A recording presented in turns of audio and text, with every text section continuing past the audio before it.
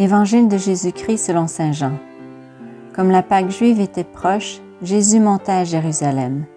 Dans le temple, il trouva installés les marchands de bœufs, de brebis et de colombes, et les changeurs.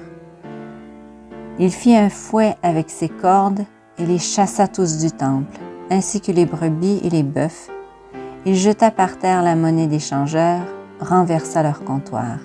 Et il dit aux marchands de colombes, « Enlevez cela d'ici, cessez de faire de la maison de mon Père une maison de commerce. » Ses disciples se rappelèrent qu'il est écrit, « L'amour de ta maison fera mon tourment. » Les Juifs l'interpellèrent, « Quel signe peux-tu nous donner pour agir ainsi? » Jésus leur répondit, « Détruisez ce sanctuaire, et en 3 jours je le relèverai. » Les Juifs lui répliquèrent, « Il a fallu 46 ans pour bâtir ce sanctuaire, et toi, en 3 jours tu le relèverais? » Mais lui il parlait du sanctuaire de son corps.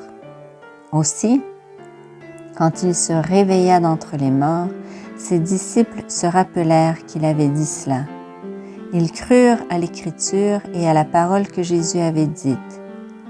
Pendant qu'il était à Jérusalem pour la fête de la Pâque, beaucoup crurent en son nom, à la vue des signes qu'il accomplissait. Jésus, lui, ne se fiait pas à eux, parce qu'il les connaissait tous, et il n'avait besoin d'aucun témoignage sur l'homme.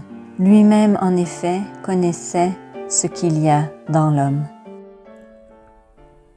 Aujourd'hui, dans l'Évangile, on voit une des rares situations où Jésus s'est fortement énervé. Il a réagi avec colère. Il s'est fâché contre les marchands qui ont fait du temple de Dieu un marché public.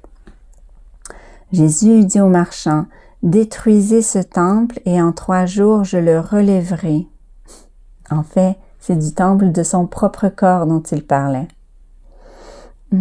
Suis-je consciente que mon corps est le temple de l'Esprit Saint?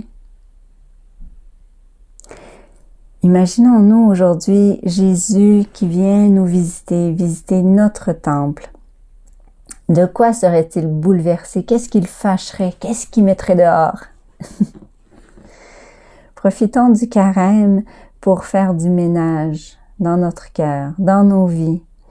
Je vous invite à réfléchir sur vos priorités, vos relations, votre gestion du temps. Dans la prière, invitons Jésus à régner en nous, à mettre de l'ordre en nous. Par nos propres forces, on ne peut pas grand-chose, mais Jésus, lui, s'il le peut.